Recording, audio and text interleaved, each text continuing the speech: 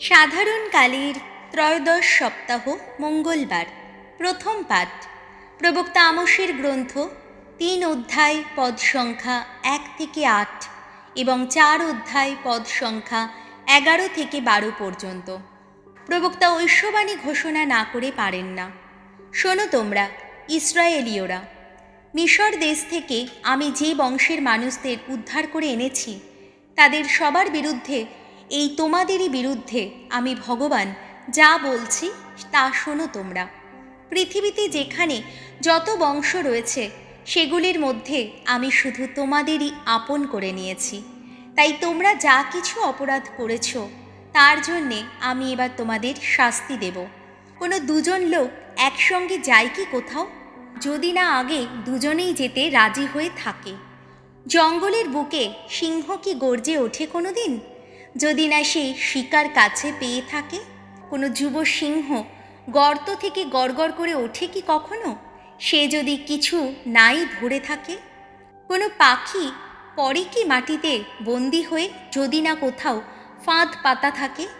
কোনো ফাঁদ কি ছিটকে ওঠে আকাশের দিকে, যদিও সেই ফাঁদে ধরা পড়েনি কোনো কিছু? কোনো নগরের বিষাণ যদি বিপদের সংকেত শোনায়, তাহলে কি জনগণ কাঁপবে না ভয়ে? ভগবান না ঘটালে কোনো নগরের মধ্যে কি অমঙ্গল ঘটে কোনো দিন?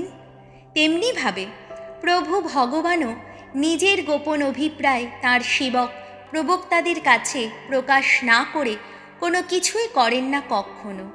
সিংহ তো গর্জেই উঠেছে, ভয় না পেয়ে কেই বা থাকতে পারে? প্রভু ভগবান তো কথা বলেইছেন, প্রাবক্তিক বাণী ঘোষণা না করে কেই বা থাকতে পারে? বলছেন তিনি, একদিন আমি যেমন সদমে গমরায় ধ্বংসকাণ্ড ঘটিয়েছিলাম, সেইভাবে তোমাদের মাঝখানেও ধ্বংসকাণ্ড ঘটালাম আমি। তখন তোমাদের দশা হলো যেন আগুন থেকে উদ্ধার করে আনা জ্বলন্ত কাঠের টুকরোরই মতো। তবুও তোমরা কিনা আমার কাছে ফিরে এলে না, এ কথা শোনাচ্ছেন স্বয়ং ভগবান। আর সেই জন্যে ইসরায়েল, তোমার কি দশাই না ঘটাবো আমি, আর ঘটাবো বলেই ইসরায়েল, তোমার ঈশ্বরের সামনে দাঁড়াবার জন্যে এখন প্রস্তুত হও তুমি। প্রভুর বাণী। শ্যাম সঙ্গীত ধুয়ো। প্রভু আমার, এগিয়ে নিয়ে চলো আমায় তোমার ধর্মপথে। প্রভু আমার, অধর্মে আনন্দ পাও এমন ঈশ্বর তুমি নও। তোমার কাছে দুর্জনের কোনো ঠাঁই নেই। দর্পিত লোক তোমার চোখের সামনে দাঁড়াতেই পারে না। কোনো অপকর্মাকে তুমি সইতেই পারো না।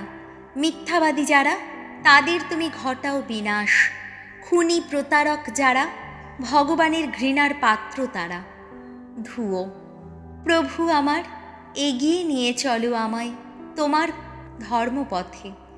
কোনো অপকর্মাকে তুমি সইতেই পারো না। মিথ্যাবাদী যারা, তাদের তুমি ঘটাও বিনাশ। খুনি প্রতারক যারা, ভগবানের ঘৃণার পাত্র তারা। ধুয়ো। প্রভু আমার, এগিয়ে নিয়ে চলো আমায় তোমার ধর্মপথে।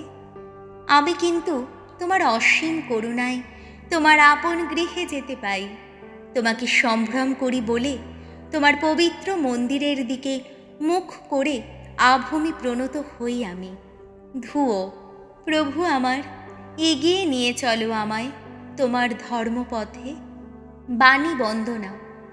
জয় জয় প্রভুর জয়, জয় জয় প্রভুর জয়, জয় জয় প্রভুর জয়।